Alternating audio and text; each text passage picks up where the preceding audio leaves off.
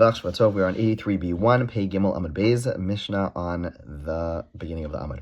Anshe Chatzar Anshe Marpesas. Okay, so we're talking about, we actually had similar discussions not that long ago. We talked about people who live in a courtyard and people who live in a gallery, meaning there is a space that, let's pretend that this is the ground level, and then there's an elevated level up above. I need some structures. We're going to figure this out. Okay, so we have here we are. So we have the ground level, and then we have the upper level over here. This upper level is Marpesas, okay? Sheshachu v'lo ervu. And the people over here, people down here, and people above over here, there's a ladder between them. They do not make an Eruv together, okay? So they all are separate places. So in other words, if they were all living down below and they did not make an Eruv, then they're messed up. They can't carry on Shabbos because they are one continuous place. But over here, because they're two separate places, that means they can't carry between each other, okay? But the Gemara is also going to tell us, Kol shegavoa asar tefachim Marpesas. Anything that is above 10 tefachim belongs to the gallery, the people up here. Anything above 10 tefachim in this courtyard belongs to the people here. Pachos mikan l'chatzar. If it's below 10 tefachim, it belongs to the people in the courtyard. Okay. Chulia sabar v'asela. So what does that mean? So for example, if let's say you have over here, you have a big rock. Okay, here's your big rock, and it is above 10 tefachim. Okay. So here's the Marpesas. Here is the what they'll call a gallery. Okay, the porch over here, and you have a rock. This is a rock, glasses case rock. If it is 10 tefachim or above, then it belongs to people up above. If it's lower, then it belongs to people down below. Okay, when is this so?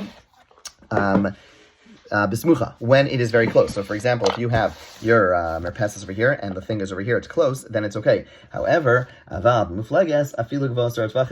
it's very far away from the gallery, so let's say it's far away, and even if it's above 10 tefachim, it doesn't matter. It belongs to people of the courtyard. What's considered close? Whatever is not 4 tefachim away. So again, if it's within 4 tefachim, then even though it's not part of it's not continuous with this place, but it's within 4 tefachim, then it's going to be included with the people over here, and they could use this. But if it's more than 4 tefachim away, if it's over here, it doesn't matter how high it is going to be a separate place. Okay, let's begin the Gemara. The Gemara now goes through a couple of cases where you have these two courtyards side by side, and the question is going to be what to do with the space in between them. Okay, so the Gemara says, so let's say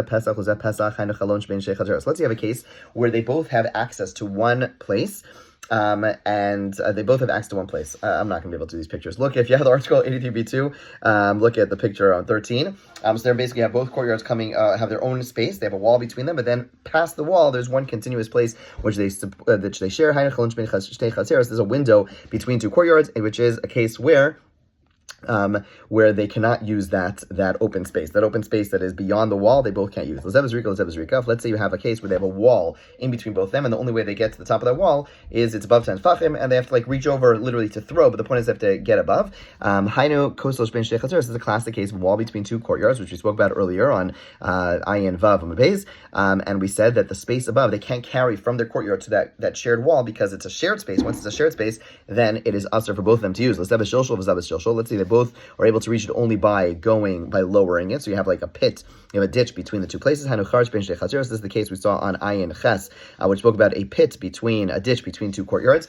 in which case that since it's equal to both of them, therefore, and it's a shared space, and they don't have an Eruv in this case, therefore they both can carry there. Okay, let's have Pesach, let's have Zrika. Let's have a case where one of them, based on where he's able to go directly onto this space. The other one's able to get to that space in between them only by lifting up, by throwing. 83b3. So Hainad Rabba Bar Huna Amar Rav Nachman is something Rav Huna addressed earlier, and that is that the area goes to the person who is able to just walk out. So for example, let's say you have this thing that is between. That's going to be distracting.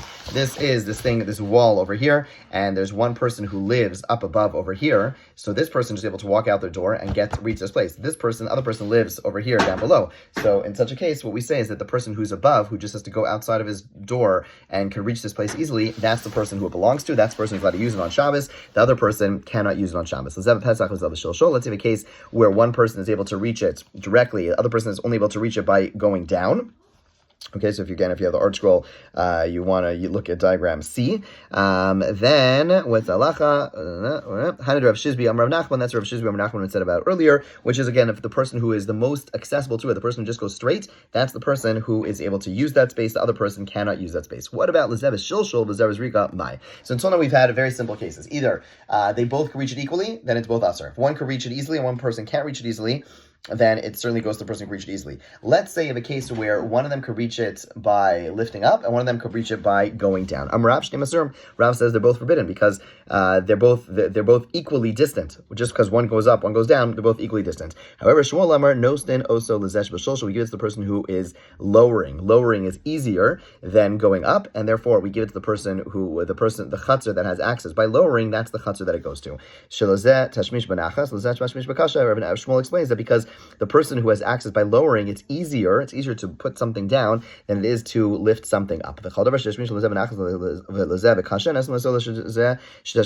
have a general rule that whenever one has easy access, one has difficult access, we give it to the one who has easy access. Tanan. We're going to try to bring a proof to Shmuel from our Mishnah. You have people in the courtyard and people on the gallery up above that forgot to make an Eruv.